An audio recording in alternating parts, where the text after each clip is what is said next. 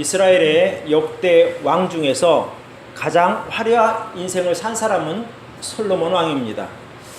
이 솔로몬이 한 나라의 왕으로서도 성공한 삶을 살았지만 또 한 인간으로서 역사상 최고로 영광스럽고 화려한 삶을 산 사람이라고 말할 수 있습니다. 솔로몬의 평생은 평안했고 또 강했고 풍요로웠습니다. 그리고 높은 명예와 문화와 학문까지 어느 것 한 가지 부족함이 없는 삶을 산 사람이 바로 솔로몬입니다. 물론 맨 마지막에는 하나님께 배교함으로 인해서 하나님께 책망을 듣기도 했지만 우리가 세상적인 삶으로 볼 때 그보다 나은 삶을 산 사람은 없다고 해도 과언은 아닐 것입니다. 성경은 그가 인간으로서 누릴 수 있는 최고의 그 존귀를 누리고 산 이유가 무엇인가 하니 바로 하나님께서 주신 지혜 때문이라고 기록하고 있습니다.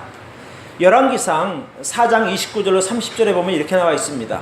하나님이 솔로몬에게 지혜와 총명을 심히 많이 주시고 또 넓은 마음을 주시되 바닷가에 모래같이 하시니 솔로몬의 지혜가 동양 모든 사람의 지혜와 애굽 모든 사람의 지혜보다 뛰어난지라, 이렇게 성경이 기록하고 있습니다.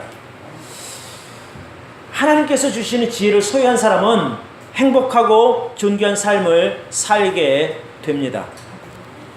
하나님께서 주신 지혜로 행복하고 존귀한 삶을 경험한 솔로몬은 그 자신이 경험한 그 존귀함, 그 행복한 것을 주는 그 지혜를 후손들에게 전해주고자 합니다.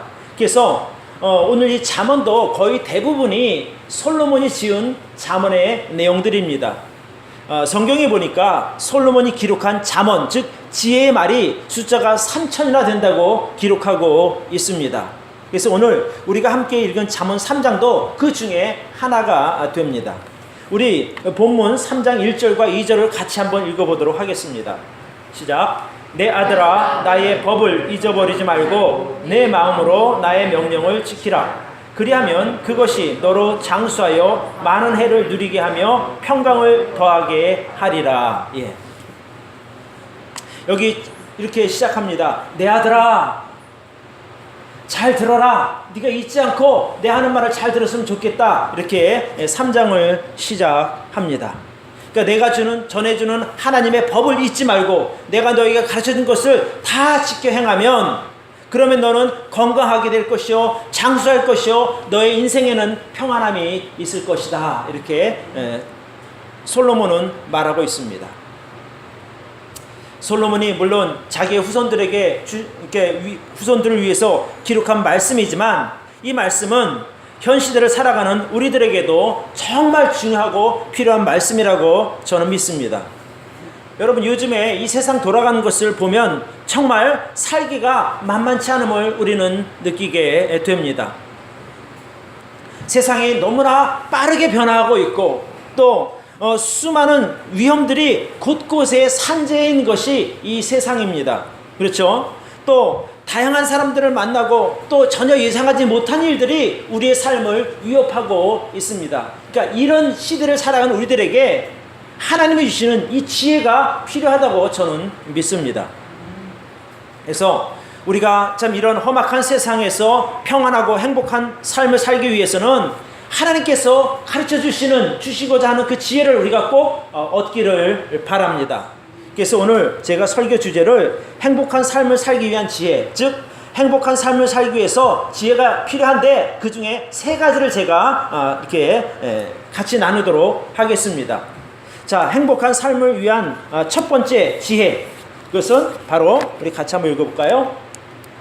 시작. 하나님의 은혜를 구하고 성실함으로 그 자리를 지켜야 합니다. 여러분, 본문 3절과 4절을 다시 한번 같이 읽도록 하겠습니다. 시작. 인자와 진리로 내게서 떠나지 않게 하고 그것을 내 목에 매며 내 마음판에 새기라. 그리하면 내가 하나님과 사람 앞에서 은총과 귀중히 여김을 받으리라. 여러분, 여기 이제 이런 내용이 나옵니다. 내가 인자와 진리로 너에게서 떠나지 않게 하고 그것을 내 목에 매며 내 마음판에 새기면, 그리하면 뭐라고 말합니까? 네가 하나님과 사람 앞에서 은총과 귀중히 여김을 받을 것이다 라고 성경은 약속하고 있습니다. 여러분, 세상 사람들이 살고자 하는 그 정말 내가 행복하게 살고 정말 성공한 삶을 살고 싶다 하는 이것이 바로 요 안에 다 들어있는 것입니다. 그런데 제가 여러분께 성경을 통해서 드리고자 하는 말씀은, 여러분 정말 행복해지기를 원한다면 세상에서의 성공을 구할 것이 아니라 하나님의 은혜를 구하는 여러분들이 되기를 바랍니다. 대부분의 많은 사람들이 행복한 삶을 위해서 좋은 학교를 가고자 합니다. 또 좋은 직장 취직하기를 원합니다. 또 사업의 성공을 원합니다. 그리고 많은 재물을 소유하고자 합니다. 근데 그것이 세상적인 가치관으로서는 너무나 당연한 것이죠. 그렇게 해야 세상에서는 인정을 받기 때문에 그렇습니다. 그런데 문제는 모든 사람들이 다 좋은 학교 가고 좋은 직장 다니고 좋은 사업에 성공하고 많은 재물을 소유하는 것이 아니라는 데에 있습니다. 여러분 그렇잖아요? 내가 원한다고 해서 얻을 수 있는 것이 다 아니라는 겁니다. 1등 하고 싶지 않은 사람이 어디 있고 돈 벌고 싶지 않은 사람이 어디 있으며 좋은 직장 취직하고 싶지 않은 사람이 어디 있느냐 말입니다. 모든 사람이 다 원하지만 철저하게 경쟁사회인 이 세상에서 모든 경쟁을 물리치고 그것을 얻는다고 하는 것은 정말 쉽지 않은 일입니다. 그런데도 사람들이 거기에 모든 것을 걸고 그것을 위해서 평생을 소비하고 있습니다. 근데 문제는 설사 그런 것들을 내가 얻었다고 해서 손에 쥐었다고 해서 그것이 내 인생을 안전하고 행복하게 보장해주지 못한다는 데 있습니다. 그러니까 일시적으로 만족할 수는 있습니다. 그러나 그것이 나를 영원히 보호해주지는 못한다 이 말입니다. 목사님은 안 해봤으니까 그러죠. 돈 못 벌어봤으니까 그러죠. 재벌대 보세요. 몇 대가 떵떵거리고 누리고 살지 않습니까? 이렇게 말하죠. 그런데 내가 내 말을 한다면 사실 이런 말할 자격도 없어요. 왜? 내가 그렇게 되어보지 못했기 때문이에요. 그런데 오늘 우리에게 이 말을 가르쳐주는 사람 누구냐면 바로 솔로몬이라고 하는 사람입니다. 그는 세상 최고의 지혜를 가졌던 사람이고 세상 최고의 부를 누렸던 사람이고 세상에서 가장 존귀함을 누렸던 사람이 이 말을 하니 우리가 어찌 이 말에 귀를 기울이지 않을 수 있겠습니까? 내가 돈 가지고 살아보니까 돈 별거 아니더라. 내가 정말 존귀한 존재가 되었지만 그것도 나중에 보니까 별거 아니더라. 내 지혜가 세상의 모든 사람, 애국과 모든 가난 지방의 모든 사람보다 뛰어난 지혜를 가졌지만 별거 아니더라는 거예요. 그것보다 더 중요한 것이 무엇인가 하니 바로 하나님의 은혜라고 솔로몬은 말하고 있습니다. 여러분 열왕기상 10장에 보면 솔로몬 왕 당시에 솔로몬이 매년 거둬들인 세금이 얼마냐면 금의 무게로 666달란트예요. 이것을 제가 계산해 보니까 순금으로 말하면 25톤이에요. 여러분 1톤이면 1000kg거든요. 25톤이면 얼마예요? 25,000kg이에요. 순금이 1년에. 그러니까 그건 세금만 그러고 또 이제 다른 나라에서 이렇게 그 조공으로 바치는 거 있으면 이 말들 엄청난다는 거예요.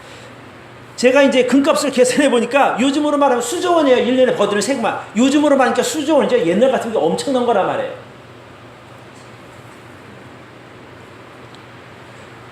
또 성경에 보면 당시에 여러분 은 아시죠? 은이 예루살렘에서는 돌처럼 흔했다는 거예요. 은값도 상당히 비싼 거거든요. 근데 예루살렘 성내에서 돌처럼 흔한 게 은이었다는 거예요. 그러니 당시 얼마나 그 경제가 넉넉했냐 하는 것을 우리가 짐작할 수 있습니다. 이 세상이 그런데 솔로몬은 오죽했겠냐는 겁니다. 그래서 그런 세상의 최고의 재물과 명예와 성공을 경험했던 솔로몬이 왜 아들에게 너 재물이 최고니까 재물 많이 모아 이 말하지 않고 하나님의 인자와 진리를 구하라 이렇게 말했겠느냐는 거예요. 여기서 말하는 하나님의 인자와 진리가 무엇인가 하니 바로 은혜와 하나님 앞에 성실함을 말하는 겁니다. 왜? 돈보다 그게 귀하기 때문에 그것을 자기 아들에게 말해주고 싶은 거예요. 너 돈 필요 없어. 명예 필요 없어. 진짜 중요한 것은 하나님의 은혜 안에 머무는 것이야. 이것을 말하고 있는 겁니다. 왜냐하면 솔로몬 자신도 하나님의 은혜를 경험한 사람입니다. 여러분 어떻게 솔로몬이 은혜를 경험했느냐? 그가 왕이 된 것이 바로 하나님의 은혜 때문에 왕이 된 것입니다. 옛날에는 항상 장자가 있어요. 그죠? 왕이 되려면 첫 번째 아들이 다 물려받는 거예요. 근데 솔로몬이 몇 번째 아들인 줄 아십니까? 10번째 아들이에요. 사실 10번째 아들이면 왕이 계승순위에서 사실은 거의 보이지 않는다고 해도 과언이 아니에요. 자, 여러분, 솔로몬이 왕이 계승순서에 의해서 왕이 되려면 자기 위에 있는 9명의 형이 다 죽어야 돼요. 그렇죠? 그래야 그 솔로몬이 왕이 되는 거잖아요. 그러니까 솔로몬은 감히 자기 왕이 될 것을 바랄 수도 없는 입장에 있던 사람이에요. 그런데 신기하게 하나님께서 솔로몬을 왕으로 세울 계획을 하고 계셨기 때문에 자기들끼리 서로 싸우고 죽고 반역하다 쫓겨나가서 죽고 뭐 이렇게 해서 결국 나중에 10번째인 솔로몬이 왕이 되었다는 겁니다. 그러니까 은혜죠. 그런 은혜를 경험한 솔로몬이 말할 수 있는 것은 돈보다 명예보다 권력보다 하나님의 은혜가 최고다 이거예요. 그래서 너희는 하나님의 은혜를 구하고 성실하게 은혜 안에 머물러라 이 말을 하는 거예요. 또 솔로몬이 어릴 때부터 보니까 자기 아버지 다윗의 삶에 대해서도 들었습니다. 보았습니다. 그런데 아버지의 삶도 하나님의 은혜가 있었고 또 아버지의 그 평생을 돌아볼 때 그가 자기 아버지가 하나님의 은혜 안에 머물렀었기 때문에 하나님께 주시는 복을 누린 것을 그가 본 것입니다. 그러니까 정말 진짜 이 세상에서 필요한 것이 무엇이냐? 바로 하나님의 은혜다라고 그가 깨달았던 것이죠.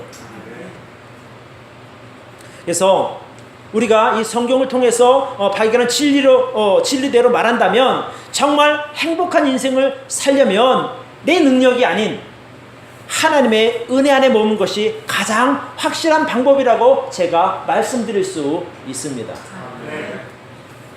내가 조금 부족하거나 못날 수는 있죠. 그런데 나에게 하나님의 은혜가 임한다면 그 부족함을 채우고도 남을 줄로 믿습니다.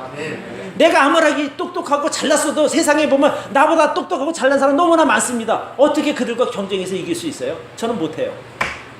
그러나 내가 한 가지 자신할 수 있는 것은 나는 비록 부족해도 내게 임한 하나님의 은혜가 있기 때문에 내가 그들과 경쟁해서 이길 수가 있는 것이고 그들보다 더 나은 삶을 살 수 있다고 나는 감히 자부합니다. 여러분, 또 우리가 하나님의 은혜를 받아야 하지만 또 그 은혜 안에 머문 것도 저는 지혜라고 믿습니다. 그 은혜 받는 건 받지만 그 받은 것을 제대로 관리하지 못하면 날아가 버릴 거 아니에요. 그러니까 그 은혜 안에 우리가 머물러야 된다는 것입니다. 오늘 솔로몬이 이렇게 말합니다. 인자와 진리로 내게서 떠나지 말게 하고 않게 하고 그것을 네 목에 메고 네 마음판에 새겨라 이렇게 말해요. 그러니까 네가 하나님의 그 은혜를 버리지 말고 소유하고 있어라. 내 목에 메고 있어라. 넥타이처럼. 또 네 마음판에 새기라는 거예요. 잊지 말라는 거겠죠. 당연히. 그러려면 우리가 하나님의 은혜를 받는 것도 중요하지만 우리가 받은 은혜를 베푸는 것도 너무나 중요한 일이에요. 어리석은 사람은 자기는 하나님께 특별한 은혜를 구하면서 받았으면서 정작 자신은 다른 사람들에게 은혜를 베풀지 않습니다. 여러분, 마태복음에 보면 이런 사람 이야기는 어리석은 사람 이야기가 나오는데 1만 달란트 빚진 사람 이야기가 나와요. 어느 사람이 임금에게 10,000달란트, 아까 솔로몬이 660달란트 세금 거둔 거하고 비교가 안 돼요. 1만 달란트라고 하는 것은 어마어마하게 환산할 수 없을 정도로 그 큰 빚을 왕에게 탕감받았는데 제가 그것도 돈으로 따져봤어요. 그랬더니 18조 정도 되는 거예요. 1만 달란트가 되면. 근데 사실 한 개인이 18조 빚을 어떻게 갚아요? 갚을 수 없잖아요. 근데 그것을 탕감받았어요. 근데 이 사람이 집에 가다가 너무 좋아서 감사합니다 하고 집에 가다가 자기한테 빚진 사람을 만난 거예요. 자기도 빌려준 사람. 얼마냐면 1,000만 원 빌려준 사람. 그랬더니 그 사람을 잡아다가 옥에 가둬버립니다. 왜 내 돈 안 갚아 그러고. 이게 자기는 그 18조나 되는 엄청난 갚을 수 없는 셀 수도 없는 헤아릴 수도 없는 그 엄청난 것을 탕감받았는데 자신은 1,000만 원을 탕감 안 해준 거예요. 근데 그 이야기를 들은 임금이 야 그럼 다시 잡아와 이래갖고 그 사람이 옥에 갇히게 되는 거예요. 이게 무엇을 말합니까? 은혜를 받는 것도 중요하지만 자기도 은혜를 베풀라는 거예요. 다윗의 경우도 하나님의 은혜를 정말 많이 입은 사람입니다. 다윗 같은 경우에. 근데 다윗의 삶을 보면 그는 사람들에게 늘 베풀었던 사람이에요. 내가 은혜를 많이 받았지만 자신도 사람들에게 은혜를 베풀었어요. 사실 그 사울 왕에게 거의 죽을 위기에 늘 쫓겨다니는 것이 다윗인데 사울의 아들 요나단이 늘 그때마다 고비마다 다윗을 도와줬습니다. 그러니까 원래는 사실 요나단은 다윗과 이제 정적 관계일 수 있어요. 서로 왕이 될 수 있는 상황이었으니까. 그런데 이 요나단이 하나님께서 다윗에게 왕권을 주셨다는 것을 알기 때문에 그가 다윗을 적극적으로 도와주게 됩니다. 사울 왕과 요나단과 다 죽었어요. 근데 요나단에게 아들이 있었는데 무비보셋이라고 하는 아들이 있어요. 근데 무비보셋은 이제 그 전쟁 중에 도망가다가 절뚝벌이가 돼서 아주 그 왕 앞에는 설 수 없는 입장이었어요. 근데 다윗이 나중에 그 무비보셋을 자기 식탁으로 초대를 합니다. 무비보셋은 어쩔 줄 몰라 하죠. 왜? 불구인 자기 몸이 왕 앞에 갈 수도 없는 입장이지만 서서 같은 식탁에서 이렇게 저쪽 한쪽에서 상차를 먹어 이게 아니라 같은 식탁에서 이렇게 먹는다는 것은 너를 내 아들로 생각해 이런 의미거든요. 그러니까 다윗이 이렇게 할 수 있었던 것은 자기가 예전에 그 아버지 요나단에게 받았던 은혜를 그가 갖고 있는 거예요. 또 한 가지 더, 다윗이 하나님의 은혜를 많이 입은 사람이라 그랬죠. 그러는데 나중에 이제 자기가 왕국을 짓고 보니까 하나님은 성막에 계셔. 이게 너무 가슴이 아픈 거였어. 하나님, 제가 하나님 위해서 제가 성전을 짓겠습니다. 이렇게 된 거예요. 그때 하나님께서 네 뜻은 고맙다만 네 손에 피가 너무 많이 묻었으니 네 아들 솔로몬이 지었으면 좋겠어. 그래서 솔로몬 성전이 지어지게 된 겁니다. 그러니까 다윗의 이런 것을 보면 비록 성전 짓는 것은 자기 손으로 못했지만 그 재료는 다 준비했거든요. 그러니까 다윗에게는 그런 은혜를 받는 사람이기도 했지만 그가 은혜를 베푸는 사람이었다는 거예요. 그래서 여러분, 여기 솔로몬이 인자와 진리로 내게서 떠나지 않게 하라, 이 말은 뭐냐면 하나님의 은혜를 받을 줄도 알지만 그 은혜 안에 머물 줄도 알라는 말입니다. 그게 우리 인생을 풍요롭게 하고 행복하게 해주는 겁니다. 제가 여러분에게도 드리고 싶은 말씀이 있어요. 여러분 정말 하나님께 많은 은혜를 받으셨잖아요. 그죠? 그러면 하나님 감사합니다. 내게 이렇게 많은 은혜 주셔서 너무 감사합니다. 그래서 싹 입 닫는 게 아니라 나도 그 받은 은혜를 흘려 보내야 되는 거예요. 누구에게? 나보다 낮은 사람에게. 나 됐어. 딱 문 잠가버리고 난 이제 더 안 받아도 돼. 이게 아니라 열어서 그 은혜가 다른 사람에게 넘쳐가도록 은혜를 베푸는 여러분들이 되기를 바랍니다. 또 어떤 분들은 하나님의 은혜를 구했습니다. 그렇지만 여전히 어려운 환경 가운데 계신 분도 있을 것이에요. 그런데 제가 드리고 싶은 말씀은 여러분, 뭔가 안 오는가 보다. 그래서 그 자리를 떠날 것이 아니라 은혜를 구한 그 자리에 계속 머물러 계시기를 바라요. 그러면 때가 되면 하나님께서 은혜를 부어주실 줄로 믿습니다. 이제 때가 돼서 부어주려고 하니까 얘 어디 갔어? 그러면 못 받는 거예요. 하나님께 은혜를 구하고 성실함으로 그 자리를 지키는 여러분 되기를 바랍니다. 그럴 때 때가 되면 하나님께서 분명히 여러분 삶 가운데 은혜를 베풀어 주실 줄로 믿습니다. 그런 사람이 하나님께 은총을 입게 되고 사람들에게 존귀하게 여김을 받게 될 줄로 저는 믿습니다. 그러니까 내가 그렇게 될 거라 그것이 아니라 성경의 약속이지 않습니까? 4절에 그리하면 네가 하나님과 사랑 앞에서 은총과 귀중히 여김을 받으리라. 그러니까 내가 세상에서 뭔가 뛰어나게 되려고 막 어떤 노력하고 능력을 가지려고 할 것이 아니라 여러분 하나님의 은혜 안으로 들어가시길 바라요. 그것이 가장 확실하게 행복하게 살 수 있는 방법이라고 저는 감히 말씀드리고 싶습니다. 자, 그러면 두 번째, 우리가 어떻게 하면 행복한 삶을 사는 지혜를 가질 수 있을까? 그 지혜가 뭘까? 같이 한번 읽어볼까요? 시작. 온 마음으로 하나님을 의뢰하고 범사에 그의 주권을 인정해야 합니다. 여기 보면 5절과 6절을 같이 한번 읽어봅시다. 시작. 너는 마음을 다하여 여호와를 의뢰하고 내 명철을 의지하지 말라. 너는 범사에 그를 인정하라. 그리하면 내 길을 지도하시리라.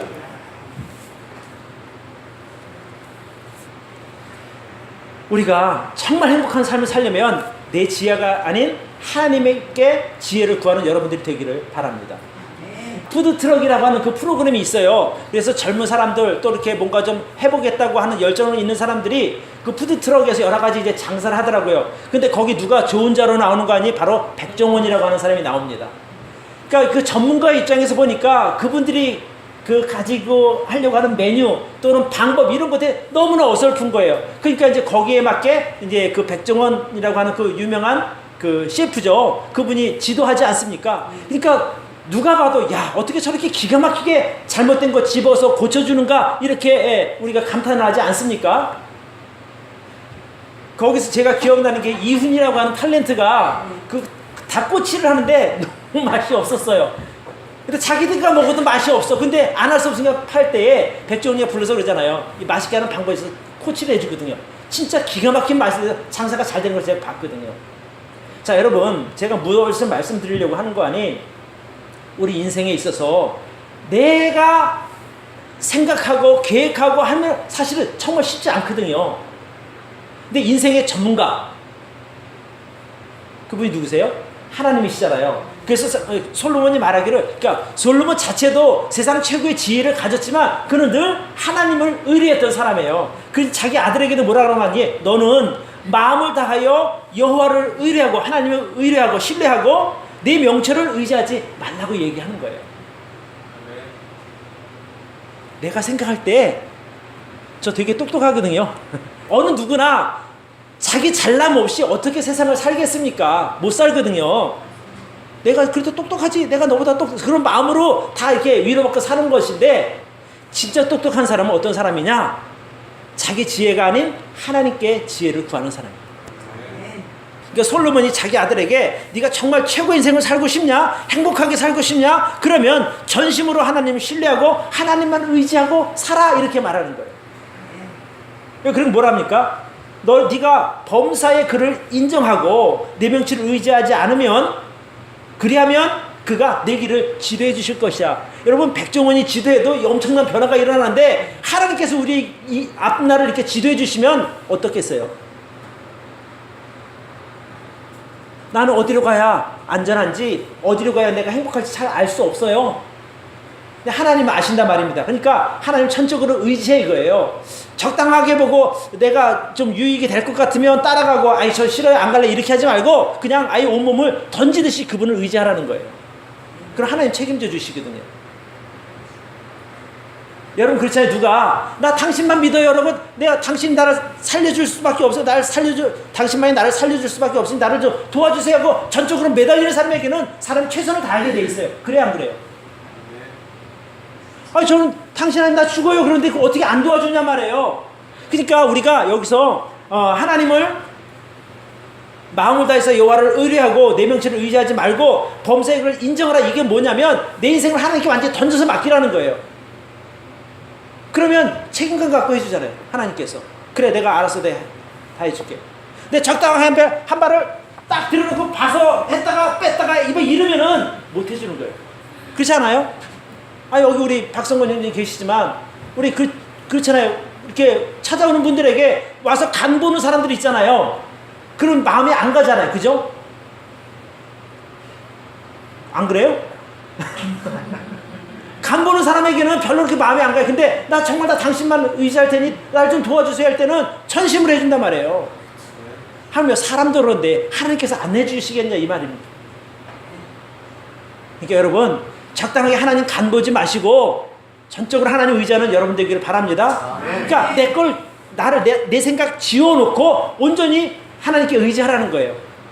네 명치를 의지하지 말고 물론 너도 똑똑하지만 진짜 지혜자 참 하나님을 의지하는 여러분들이 되시기를 바랍니다. 여기서 범사에 하나님을 인정한다는 말은 하나님을 내 인생의 주인으로 내 인생의 안내자로 인정하고 전적으로 따라가는 것을 말합니다. 여러분 내가 나를 잘 알 것 같지만 나보다 내가 보지 못하는 것을 하나님이 더 잘 아셔요. 그러니까 그 하나님을 전적으로 의지하시기를 바랍니다. 범사에 하나님의 주권을 인정할 때 하나님께서 최선을 다해서 도와주십니다. 그러니까 솔로몬이 행복한 인생을 위한 그 조건으로 하나님의 은혜와 안전함 그리고 건강을 말하고 있어요. 우리 7절과 8절을 보시기 바랍니다. 같이 한번 읽어보자. 시작. 스스로 지혜롭게 여기지 말지어다. 여호와를 경외하며 악을 떠날지어다. 이것이 내 몸의 양약이 되어 내 골수로 윤택하게 되리라. 여기 이렇게 말하고 있어요. 너 스스롭게 지혜롭게 여기지 마라. 내가 잘났어 이런 뜻이 아니라 그 뒤에 뭐라고 말하니까 여호와를 경외하며 악에서 떠날지어다 그러거든요. 그러니까 네 삶의 기준은 뭐냐면 네가 아니고 하나님이야. 그러니 하나님이 정하신 기준에 의지해서 네가 움직여 이렇게 말하는 거죠. 여기서 내가 스스로 지혜롭게 되어서 내가 판단할 때 이것이 맞아요 이렇게 고집하는 거거든요. 이렇게 하지 말라는 거예요. 여호와를 경외하여 악에서 떠나는 여러분들이 되기를 바랍니다. 그럴 때에 이것이 내 몸에 양약이 되어 내 골수로 윤택하게 하리라. 여러분 건강의 비결이 뭐예요? 골수가 윤택한 것 아닙니까? 속이 건강해야 겉으로 건강이 나오죠.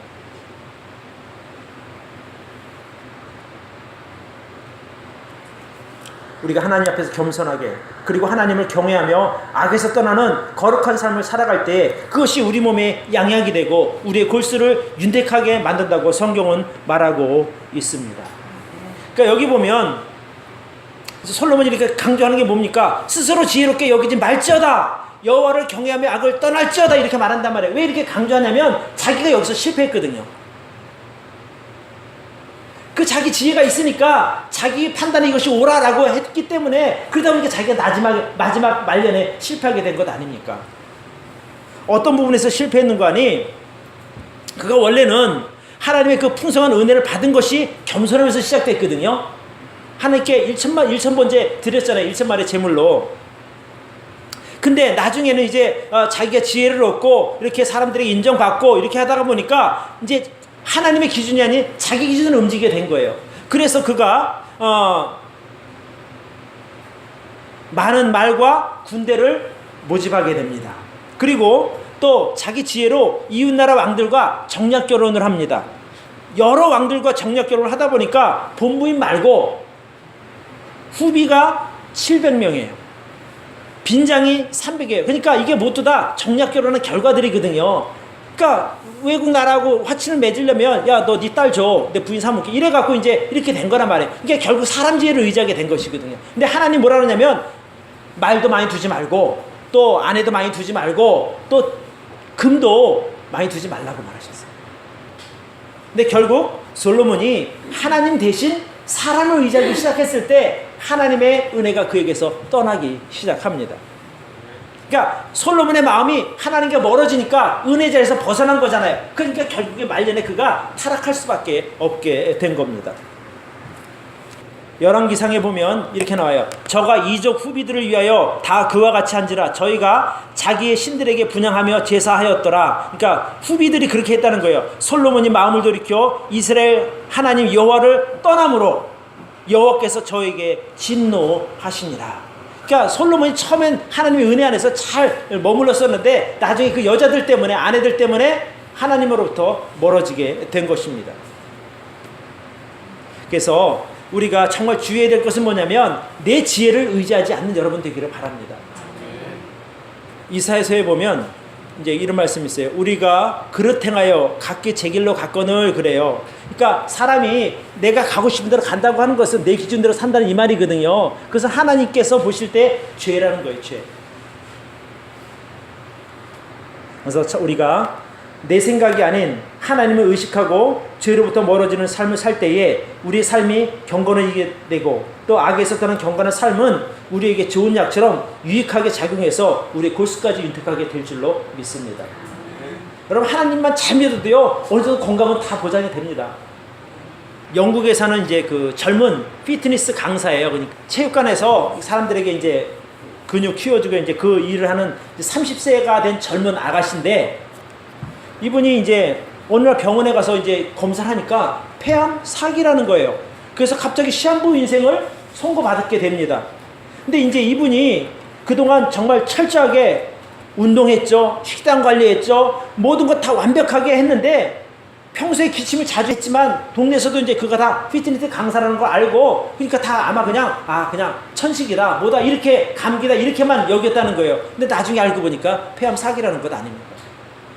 그러니까 내가 생각할 때 아무리 완벽하게 내 건강 관리하더라도 사실 그것이 완벽할 수는 없다는 것 아닙니까? 여러분 요즘에 그 살충제 계란 이야기 많이 나오죠. 근데 그전에까지만 해도 그랬어요. 계란은 완전 식품이다. 그 많이는 먹었잖아요. 근데 많이 먹었지만 그것이 오히려 살충제 성분이 들어있기 때문에 우리 몸에 해가 될 수도 있는 것 아닙니까?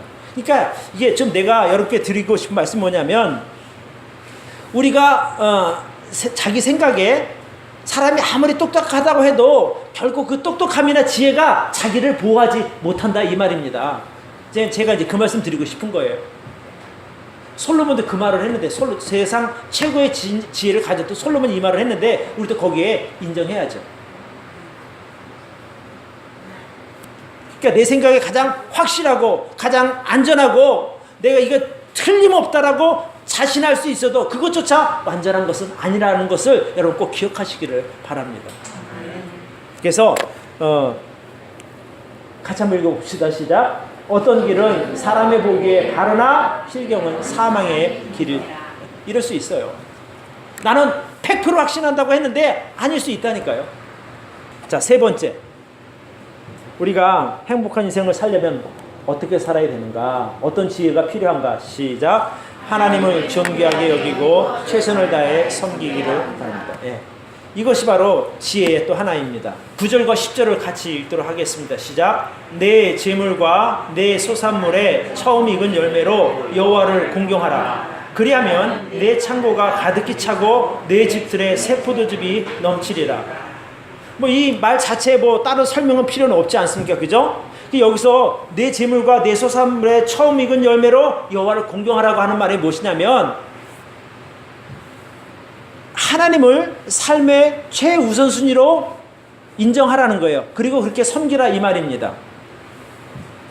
자, 이 솔로몬이 아들에게 네 재물과 처음 익은 열매로 하나님을 공경해 이렇게 명령하는 것은 이제 두 가지 의미가 있어요. 그러니까 이스라엘 백성들이 하나님께 제물을 드리고 자기 소산물의 첫 열매 드리는 것은 두 가지가 있는데 첫 번째는 자신이 가진 제물과 소산물의 첫 것을 하나님께 드린다고 하는 것은 가장 하나님을 귀하게 여긴다는 말이에요. 귀하게 여기는 것.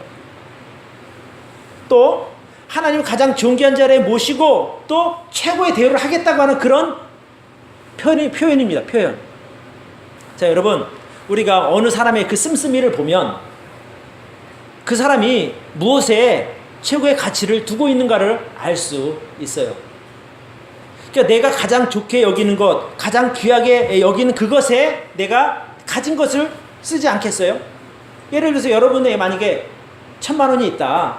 그러면 1,000만 원 들고 무슨 생각이 먼저 들겠어요? 아, 이거 갖고 내 남편 옷 한 번 해주면 좋겠다.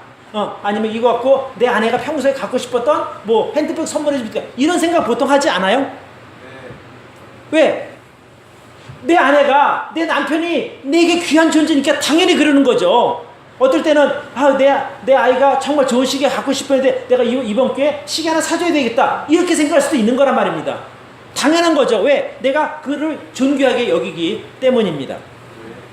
그러니까 여러분의 삶에 정말 소중하고 가치 있는 것이 딱 들려있을 때 또는 정말 기쁜 소식을 여러분이 들었을 때 누구에게 제일 먼저 전화하느냐는 거예요.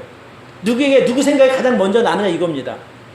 내가 정말 기쁜 소식을 들었는데 생각지도 않던 뭐 딴 사람이 생각날 일은 없는 것 아니겠어요? 그죠? 어떠세요? 먼저 전화, 여보 이런 일이 생겼네 너무 감사해. 당연히 그럴 것 아니겠어요? 그죠? 그 사람이 내게 가장 존귀한 존재예요. 만약에 그때 그 순간에 또 하나님 먼저 생각했다. 하나님 감사합니다. 이것이 정말 하나님을 존귀하게 여기는 그런 태도라 이것입니다. 아내가 생각나는 거 당연하고 아이들 생각나는 거 당연하고 부모가 생각나는 거 당연하죠. 그러나 그 가운데서도 여러분 꼭 하나님을 생각하시기를 바랍니다. 아, 이것이 어떻게 왔을까? 하나님의 도우심이 아닌가. 하나님 감사합니다. 먼저 감사할 줄 아는 그런 여러분이 되기를 바라요. 그게 바로 내 소산물과 내 재물의 처음 익은 열매로 여호와를 공경하는 태도라고 저는 믿습니다. 근데 많은 사람들이 이제 그렇잖아요. 하나님께 기도할 때 뭐라 그래요? 하나님 저 좀 도와주세요. 저에게 정말 좀 최고의 것을 좀 주세요라고 얼마나 열심히 기도해요. 그죠? 그게 하나님 딱 주셨어요. 그랬는데 딱 받고 나서 여보 이렇게 됐어. 얘들아 이렇게 돼서 친구가 다 해서 나중에 생각하니까 참 하나님께 감사하지 않았네. 그래서 이제 하나님께 적당하게 이렇게 감사의 표현하고 이런 것보다는 정말 그거 딱 받았을 때 먼저 딱 무릎 꿇고 하나님께 감사할 줄 아는 그런 것이 얼마나 멋진 신앙입니까? 저는 그렇게 생각해요. 우리가 하나님 생각할 때 하나님 우리들에게 적당하게 대접을 받을 만한 분이 아니라는 것을 여러분 꼭 기억하시길 바라요. 하나님 우리에게 최고의 대우를 받아 마땅한 분입니다. 여러분 다윗이나 솔로몬이 왜 하나님 앞에서와 사람들 앞에서 귀중히 여김을 받는 사람이 되었습니까? 그것은 다윗이나 솔로몬이 하나님을 존귀하게 대접했기 때문이라고 저는 믿습니다.